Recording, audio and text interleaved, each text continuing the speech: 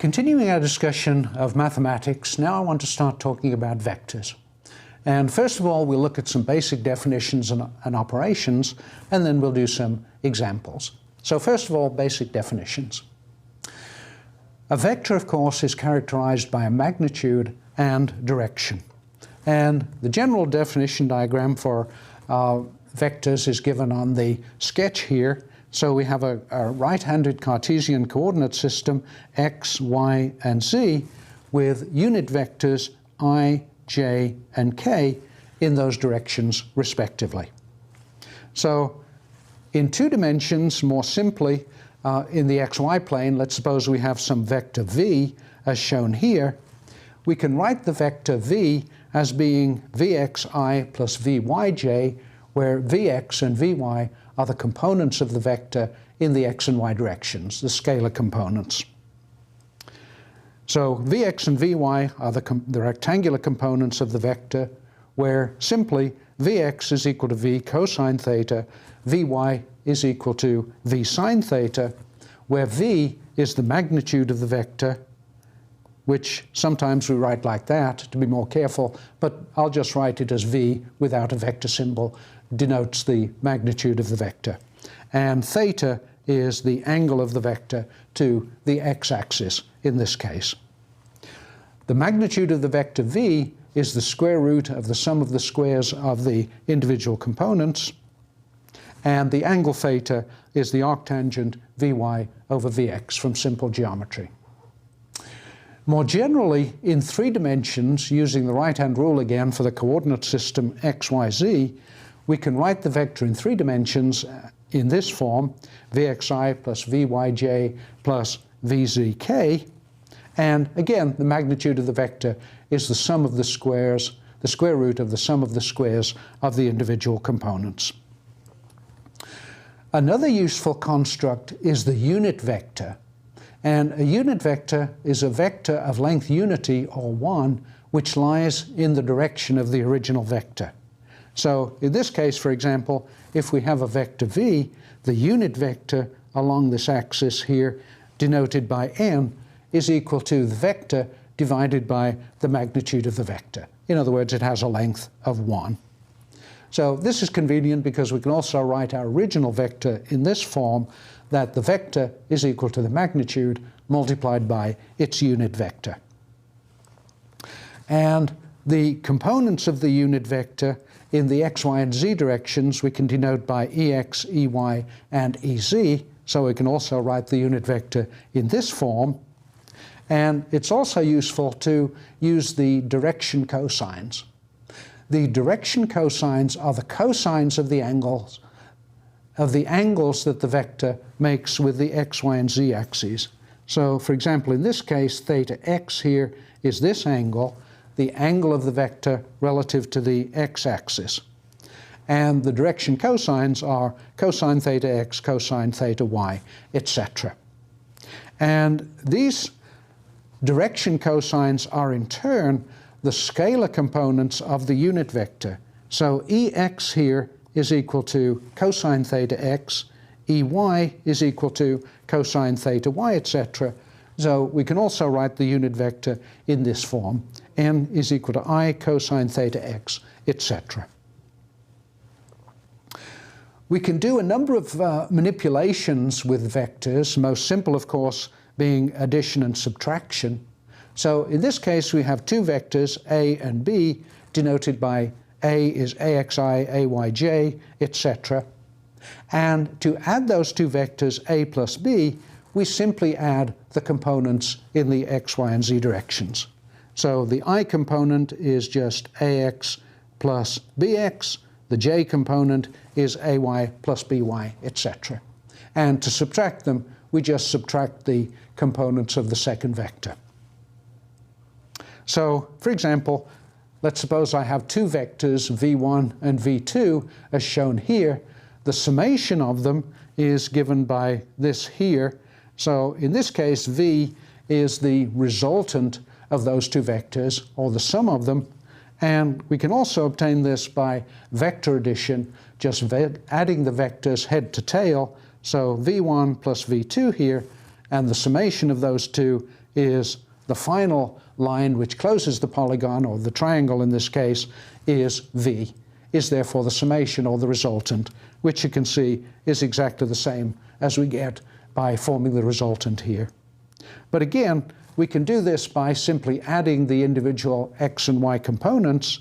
So if V1 is given by I Vx1 plus j Vy1, etc., then the summation of those two vectors is simply the summation of the individual components, Vx1 plus Vx2, and the j component, Vy1 plus Vy2. Next, we can form the dot product, which is a scalar product which represents, for example, the projection of a vector A onto another vector A multiplied by the magnitude of the vector A. So in this case, let's suppose that we have a vector B and a vector A, and the component of B projected onto A is just B cosine theta, as shown here. And the dot product of these two vectors is the orthogonal component in the direction of the other vector, in other words, the projection of the vector onto it. So we have then that A dot B, the dot product of A and B, is AB cosine theta, the magnitudes of the both vectors multiplied by the cosine of the angle between them, and this is obviously a scalar product. It has no direction. So generally speaking, then, we can find the component of a vector B in the direction of A in this way, as the dot product of B dot n, where n is the unit vector in the direction of A. So the dot product is a useful way of forming the component of a vector in any other arbitrary direction. And n is, of course, equal to the vector A divided by the magnitude of A, in other words, the unit vector in the direction A. We can generalize this statement in this way, that A dot B is equal to ax bx plus ay by plus az bz, where ax and bx are the x components of the two vectors, ay and by are the y components, etc. And that is the equation given in the reference handbook right here. And finally, we can also see that A dot B is equal to B dot A. In other words, we can reverse the order of the dot product. Next, we have the cross product, and the cross product is a vector product which has magnitude BA, where B and A are the magnitudes of the individual vectors, multiplied by the sine of the angle between them. And the cross product is a vector quantity, and its direction is in a plane which is perpendicular to the plane of the two individual vectors that we're forming the cross product of. So let's suppose I have two vectors, A and B, and the cross product of them is C. Then the cross product is most easily formed by forming the determinant of ijk, the unit vectors, and then the components of the vector A, and then the components of the vector B, like this. And the magnitude of that determinant we can form in the way that we previously did it.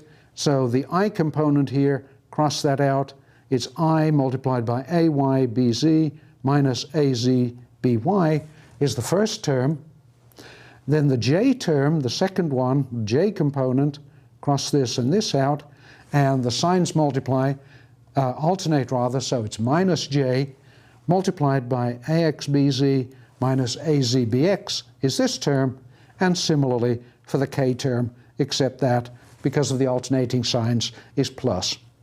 So that is the general expression for the cross product of two vectors. The physical meaning of this we can see fairly easily. Let's suppose that my two vectors are as shown here, A and B, with an angle theta in between them. Then the direction of C is going to be perpendicular to the plane containing those two vectors. So it's going to be in this direction here. And the direction of that vector we get from the right-hand rule. So if I curl my fingers in the direction from the first vector to the second vector, then the direction of the cross product is given by the direction that my thumb is pointing in. So in this case, the cross product AB going from A to B in this direction, from the right-hand rule, the direction of the cross product C is in the direction which I've sketched there. And physically, the magnitude of the cross product here is given by AB sine theta. But AB sine theta is simply the area of the parallelogram between those two vectors. So the magnitude of the cross product is the area of the parallelogram formed by the two vectors, from which we can see right away that if those two vectors are parallel to each other, the cross product is 0. So C, the magnitude of the vector, is AB sine theta, which is the area of the parallelogram. And we can also see that we cannot readily reverse that. If we go from B to A in the other direction here, so now if I go BA cross product in that direction, then the direction of the resultant cross product is reversed from the right-hand rule. In other words, B cross A is equal to negative of A cross B. There are a number of vector identities which are summarized and listed in the handbook which I've given here, and just to repeat some of those, the dot product of parallel unit vectors, I dot I, j dot j, etc., is equal to 1. But the dot product of orthogonal vectors, or vectors which are perpendicular to each other, are 0. The cross product of parallel vectors, I cross I, etc., is 0. But the cross product of orthogonal or perpendicular unit vectors is equal to, well, for example, I cross j is equal to k, j cross I is equal to minus k, etc., for the others. And these products are all given in the reference handbook in this section here. For the dot products, we have A dot B is equal to B dot A. We can reverse it. And if we have summations of vectors, we can just expand them in this form. A dot B plus C is equal to A dot B plus A dot C. Cross products, A cross B is equal to negative of B cross A. And again, if we have parentheses, A cross B plus C is equal to A cross B plus A cross C, etc. And the rest of the identities are given in the table here. So that's a discussion of basic properties of vectors, and in the next segment we'll do some examples.